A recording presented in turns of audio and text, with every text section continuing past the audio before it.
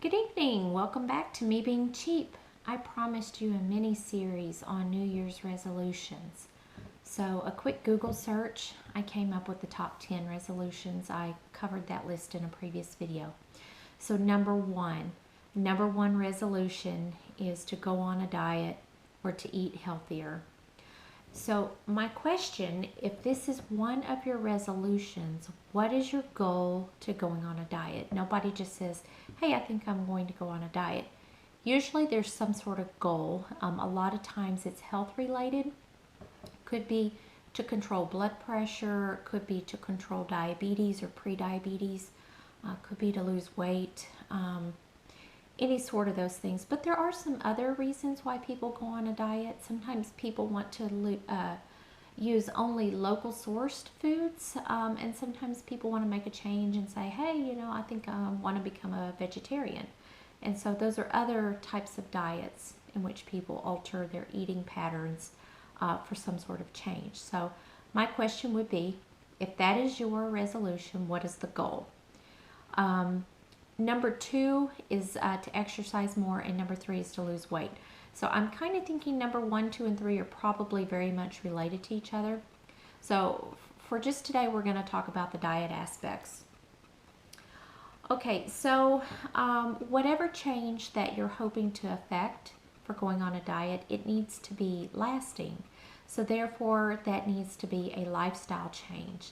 So a diet, if you want to be successful, you really need to change for good, for lifestyle, whatever it is. So I have thought about this, and I've just jotted down some notes here. My thoughts on the budget-related aspects to going on a diet. So if you have health as a goal, to be healthier, here are some obvious benefits to the budget on going on a diet. Number 1, you could avoid medication. Now, obviously, don't stop any medicine without talking to your doctor. But there are people who have been able to control certain problems, certain health-related problems, simply by diet alone. Things that come to mind are, number 1 would be medicines taken for obesity to assist in losing weight, and medicines related to diabetes. If you are healthier, if this is your reason for going on a diet, budget related, fewer missed days at work. So your productivity at work is higher and you're able to earn more money. Cheaper clothes. I have been plus sized in the past, and the clothes are more expensive. And there's fewer selections of the plus size clothing at thrift shops. Cheaper life insurance. Obviously, if you have a health condition or are extremely overweight, your life insurance is going to be cheaper. If you are having to pay the premium for health insurance out of your own pocket, you may be paying more for your health insurance if you are less healthy. So those are some long-term budget items. So I want to talk about how you could go on a diet and it have a positive impact, an immediate positive impact on your budget. These are just my opinions. I'm not an expert. Let me take that back. Back in 2008, and one of these days I'll have to post some pictures, I was heavy. I was very much in the plus size, and it is now 2016, and I've made some significant lasting changes. So some of this, yes, personal experience, but no, I'm not an expert. First of all, avoid diet plans that call for you to buy monthly supplies of pills, supplements, and shakes. You don't want to be doing that long term, and those things can be quite expensive. They can add up, and that's not something you want to use, 10 years from now. You don't want to be having to take those supplements.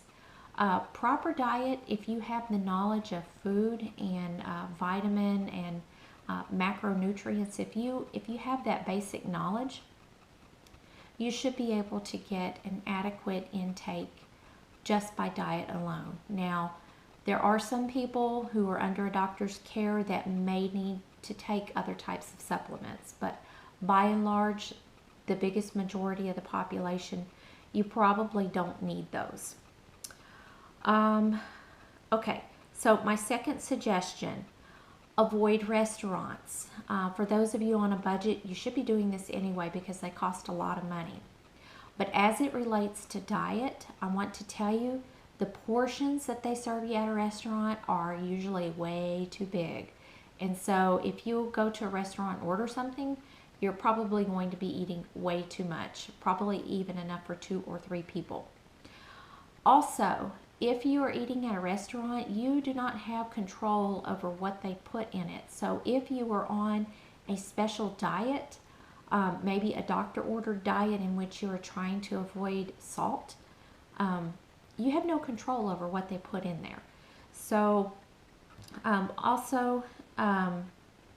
so yes, you have no control over the content of the food. If you have to go out to eat, if you know that you're going out to eat for, like, let's say a company dinner, plan ahead. Research the restaurant, research the menu online, make a decision ahead of time, call the restaurant if you need to know the ingredients, make a plan and stick with it. Okay, so that brings me to, avoiding the restaurant. So we are now cooking at home. So you want to cook your meals from scratch. That is generally cheaper. You want to avoid the convenience foods. And when I say convenience foods, I'm talking frozen dinners, frozen entrees, canned soups, anything that you can make from scratch, but they have it in a box like a meal kit or a canned or a frozen package to make it more convenient. Those are more expensive and you really don't have control over what they put in it. So it would be better if you cook those items from scratch. The other thing that you can do is take control of your portion size. This also goes back up to the restaurants. Many times we are just eating too much and we probably could eat less and our food would last longer. If you don't know how much you should be eating, I would recommend that you consult with your doctor. They could assess your activity level, they could assess your age, your gender, and your current weight and what your goal is, and then they can make some educated suggestions on what your portion should be. Another cheap thing that you could do to help you on your diet is to live by the motto, if you bite it, write it, which means if it enters your mouth, if you're consuming this, either eating it or drinking it, you need to write it down.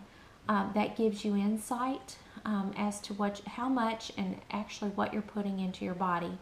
Now, if you want to be cheap and very basic, you can write it on a piece of paper. There are some apps out there that you could put on your smartphone. If you use a smartphone, some of these apps are free, some of them cost money. It doesn't matter which way you do it. Advice for shopping if you're on a diet. If you will stick to the perimeter of the grocery store, that is where the healthier foods are. That's where you're going to find the fruits and the vegetables and the meats. The less healthy foods, the processed foods, the convenience foods, those tend to be inside in the middle of the store. So if you stick to the outside, that's where you're going to find the healthier foods. For fresh foods, such as salad material, if you have a hard time using it up before it goes bad, I would recommend that you maybe go together with a friend. I used to do this with somebody I used to know, buy all the fresh vegetables for salad. So we're talking heads of lettuce, carrots, bell peppers, radishes, green onions, mushrooms, oh goodness, anything that you would want to put in a salad. We would buy enough, wash it up, cut it up, put it in our containers, and then we would actually be able to use it throughout the week before it spoiled. Now, if I go to the store and if I buy a head of lettuce, even if I have salad every day, I may be hard pressed to get that lettuce used up before it actually spoils. and then it becomes chicken food. So I recommend going together with a friend if you've got somebody that likes to eat a salad. Also, for your vegetables, sometimes the fresh ones, particularly if it's not in season, this is true also with the fruit, it can be very expensive to buy the fresh. So consider frozen. I have found, like for example, if I want to eat blueberries, I can get a bag of frozen blueberries for much cheaper than I can get the fresh ones. Other thoughts that I've had. Cheaper sources of protein. Okay, one of my favorites is a whole chicken. You can get about 6 meals from one whole chicken. I've done a previous video on that. If you have people in your family that are hunters or friends, game meat tends to be leaner, therefore healthier. I use eggs from my backyard chickens, and then also beans and lentils are also sources of protein. I would also encourage you to look at the calories from things that you're drinking. So your beverages, these can also cost money too. So like soda, a 2 liter of soda, you know, that can cost, you know, depending on where you live, and if you're buying brand name or store brand, you know, it could be anywhere from $1 to $3. That adds up after a while if everybody's just downing soda to quench their thirst. So consider these: soda, juice. Now, juice is nice every once in a while, but if you're buying cartons of it, it can be expensive. It does have a lot of calories. You know, a cheaper alternative would be to buy the frozen concentrate and then not drink a whole lot at one time. You can, you know, spread it out over the week. And then think about the things that you're putting in coffee, like creamer and sugar, because that adds up as well. And then tea, that's something cheap that you can make at home, you know, and avoid the expense of buying bottled tea. And then also, if you want to become more educated about the types of foods that are healthier versus other foods, I would encourage you to do your own research on the glycemic index. And so that is a scale of, I guess, 1 to 100, 100 being white table sugar.